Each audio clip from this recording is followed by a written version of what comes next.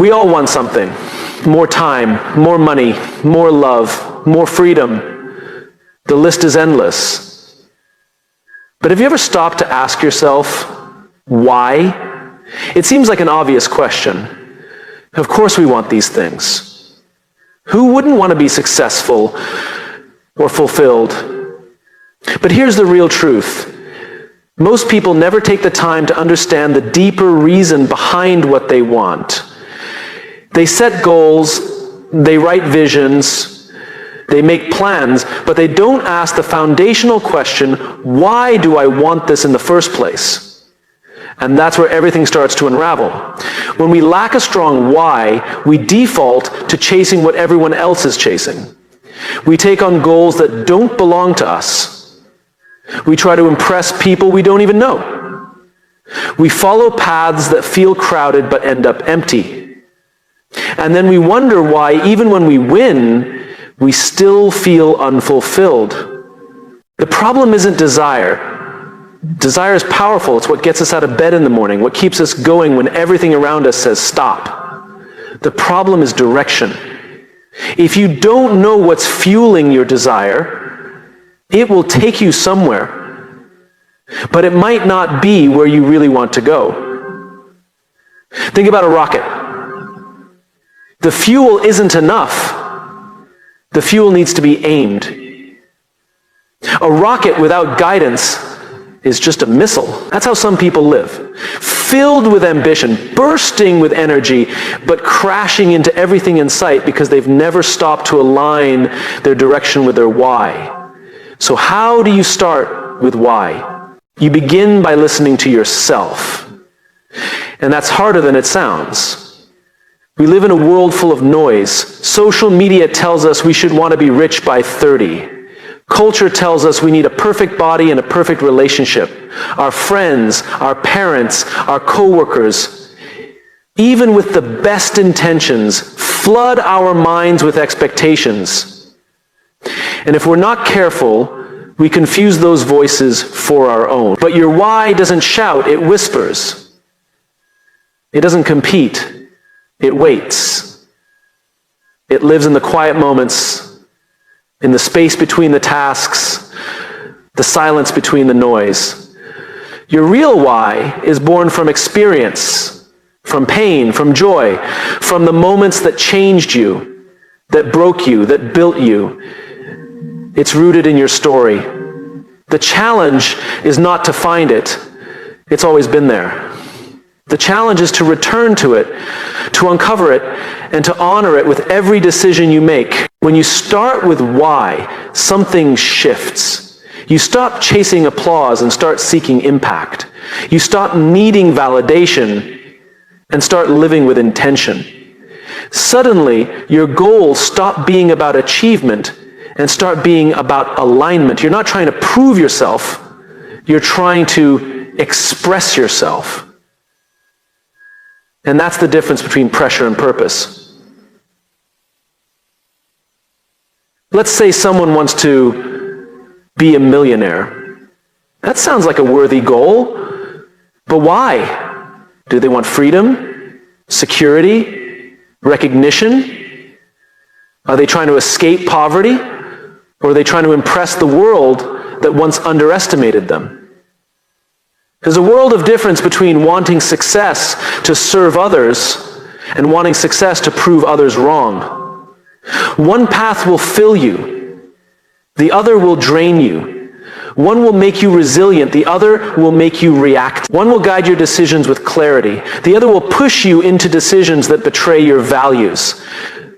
That's the power of why. And here's the paradox. When you stop chasing what looks good and start chasing what feels true, you actually get what you want faster. Because you stop wasting time chasing what was never meant for you. People sense this. We are drawn to those who operate from a clear why.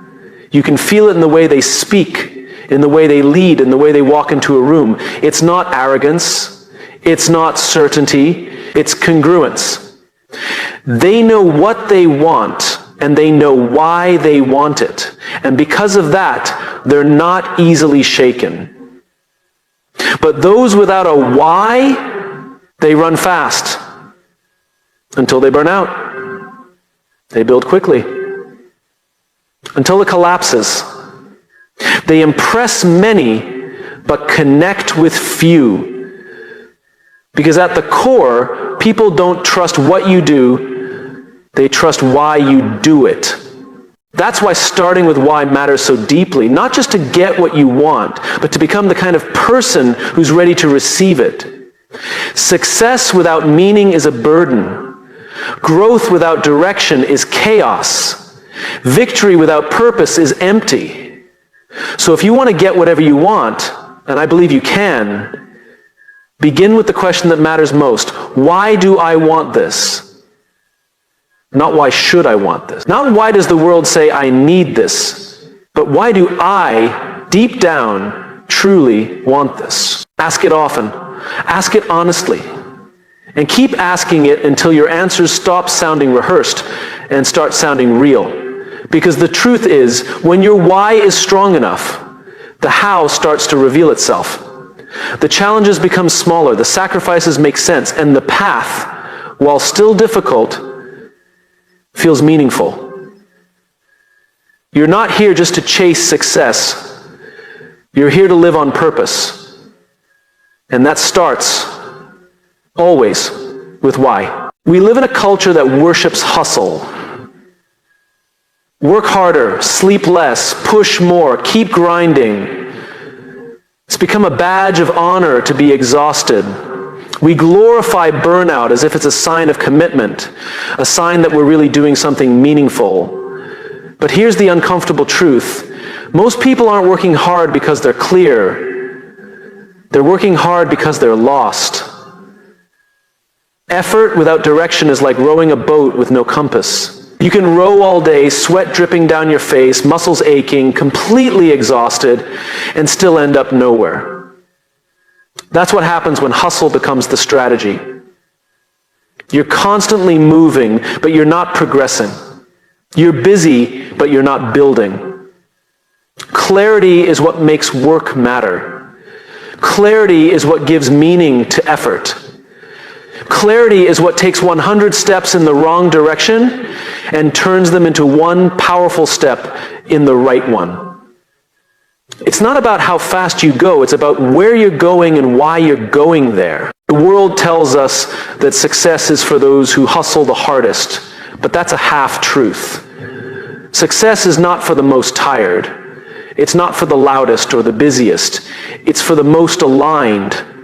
The ones who can look at all the noise and distractions and say, this is who I am, this is what I'm building, and this is why it matters.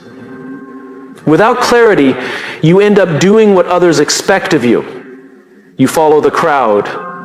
You chase trends. You say yes to things that should be a no. And eventually your life becomes a patchwork of other people's priorities. But with clarity, you start saying no, not out of arrogance, but out of focus. You stop competing, you stop comparing, you start creating. And that's when everything changes. Clarity is not a moment. It's a discipline. It's something you return to again and again. Every time you feel overwhelmed, lost, or scattered, the answer isn't to try harder. The answer is to zoom out and get clear again. What do I value? What problem am I solving? Who am I trying to help? What does success look like to me? It's amazing how many people work day and night chasing success, yet can't answer those basic questions. They know how to grind, but they don't know where they're going. They know how to sacrifice, but they don't know what they're sacrificing for. That's not drive. That's desperation in disguise. It's easy to fall into the trap of thinking that more effort will lead to better results. But sometimes effort is just a distraction from decision. It feels productive to stay busy, to check boxes, to run from task to task. But if the foundation isn't clear, it's just movement, not momentum. Imagine walking into a dark room full of obstacles. You can run full speed and crash into everything, or you can pause, turn on the light, and walk with intention. Hustle is running in the dark. Clarity is flipping the switch. Some of the most successful people you'll meet don't move fast. They move precisely. They've done the inner work. They've asked the hard questions. They've let go of things that their calendars aren't full because they've mastered time management. Their calendars are full of purpose because they've mastered clarity. Now, that doesn't mean they don't work hard. Of course they do. But the work comes after the clarity, not before it. They're not just putting in time, they're putting in meaning. And meaning multiplies effort. We need to stop celebrating burnout as a measure of commitment. We need to start honoring those who are clear. Because clarity is courage. It takes courage to stop and ask, is this still what I want? Does this still align with who I'm becoming? It's far easier to stay busy than it is to slow down and think. But the cost of unclear hustle is steep. It steals your energy, it erodes your confidence, and worst of all, it disconnects you from your own purpose. Clarity gives you power. The power to choose, to say no, to protect your time, the power to focus, to deepen, to move intentionally. It gives your work direction, your actions weight, and your decisions alignment. And when you have clarity, hustle becomes a tool, not an identity. You use effort wisely. You invest it where it matters. You stop working to be seen and start working to be effective. Because when you know what you're building, you don't need to convince the world. Your results speak for themselves. The irony is that clarity often looks like slowness at first. People might think you're behind. They might not understand why you're not chasing every opportunity or joining every trend. But that's the difference between chasing everything and choosing your thing.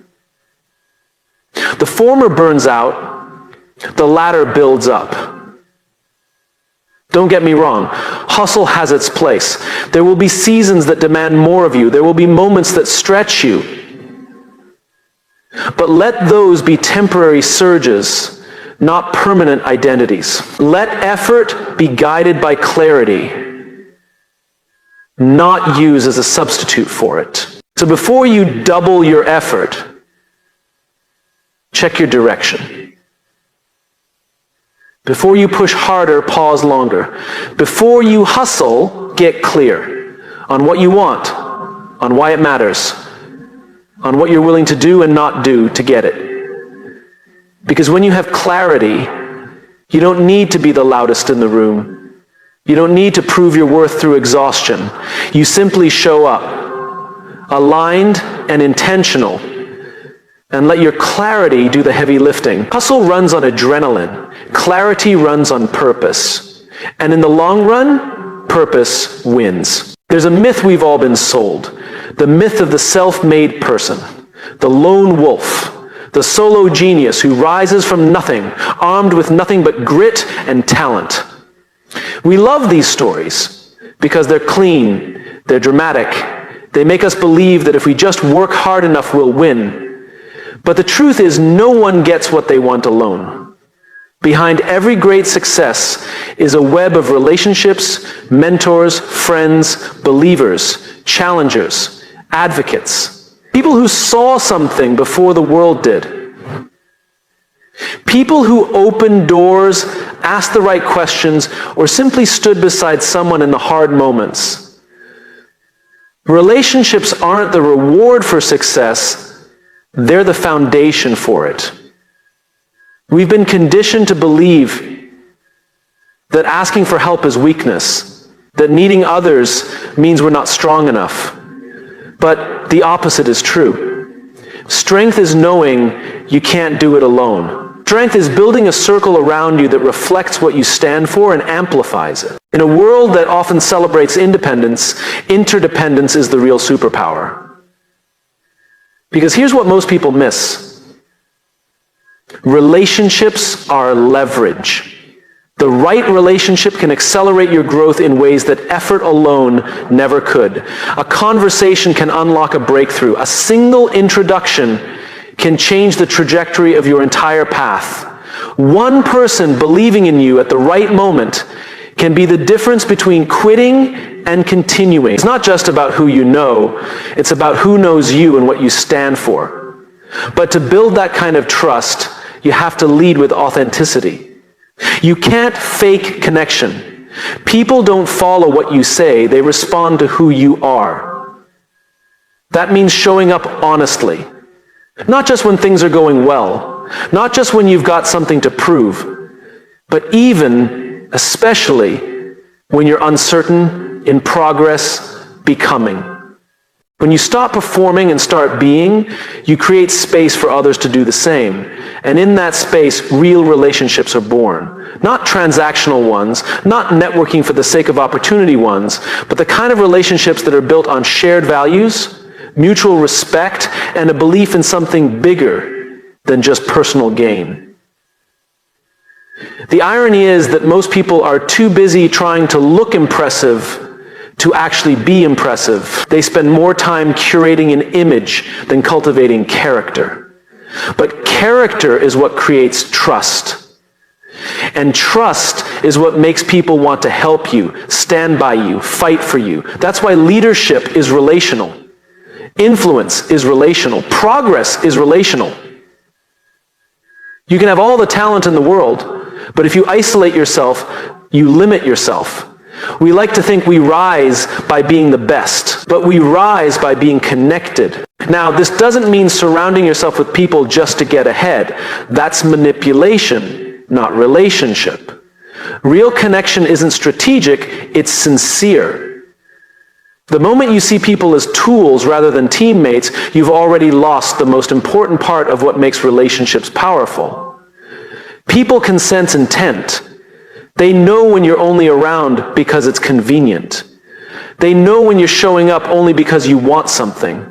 But when you lead with generosity, when you listen, support, serve, and contribute without expectation, trust begins to build. And trust is the currency of influence. And here's the thing. Relationships aren't just about help. They're about challenge. The best people around you won't just cheer you on. They'll call you out. They'll hold you to your highest standard. They'll remind you of your values when you forget. They'll help you see your blind spots. That's what real support looks like. Sometimes, the most loving thing someone can do is not to agree with you, but to push you. Not to comfort your excuses, but to confront your inconsistencies. The people who want the best for you won't always make you feel the best, but they'll help you become your best. But here's where the responsibility lies. You have to choose your circle. You have to be intentional about who you invite in. Not everyone should have access to your energy. Not everyone should influence your direction. And that's not judgment, that's wisdom. You are not just the average of the 5 people you spend time with. You are the reflection of the values you surround yourself with. If you want to build something meaningful, surround yourself with people who value meaning. If you want to grow, be with people who stretch you. If you want to lead, walk with people who live with integrity. Because relationships don't just shape your path, they shape your character. They reflect and reinforce who you're becoming. This is why listening matters. Not just hearing, but really listening. Not just to respond, but to understand. When you listen, you create trust. When you listen, you learn. And when you listen, you lead. Not with answers, but with empathy. Empathy is what builds bridges, is what allows people to feel seen, heard, and valued. And when people feel seen, they lean in, they give more, they believe deeper. And belief not just in the mission, but in each other, is the engine of collective momentum. You can't buy that. You can't fake that. You build it one relationship at a time. So if you're serious about getting what you want, stop asking how hard you can work and start asking who you can walk with. Who will tell you the truth? Who will show up when it's inconvenient? Who sees the real you, not just the version you post online? And, just as importantly, who are you showing up for? Because the strength of your vision is only as strong as the people you bring with you. It's not about going fast, it's about going far. And no one gets far alone. We've been taught to believe that greatness is born in the big moments, that transformation happens through grand gestures, radical leaps, massive effort. We wait for breakthroughs, for turning points, for dramatic before and after stories. But that's not how real change works. That's not how you actually get what you want. We're so drawn to intensity. The all-nighter, the crash diet, the 30-day challenge, the viral moment, the sprint. Why? Because it feels exciting. It feels like progress. But intensity doesn't last. It burns bright and fast, and then it burns out. The truth is much less glamorous. The truth is, it's not what you do once that defines your life. It's what you do over and over again. The secret to success, to fulfillment, to getting anything worthwhile isn't intensity. It's consistency is quiet. It doesn't draw attention. It doesn't make headlines. No one claps for you because you showed up again today. But over time, consistency becomes power, it becomes trust, it becomes momentum. And momentum, over the long run, always beats intensity.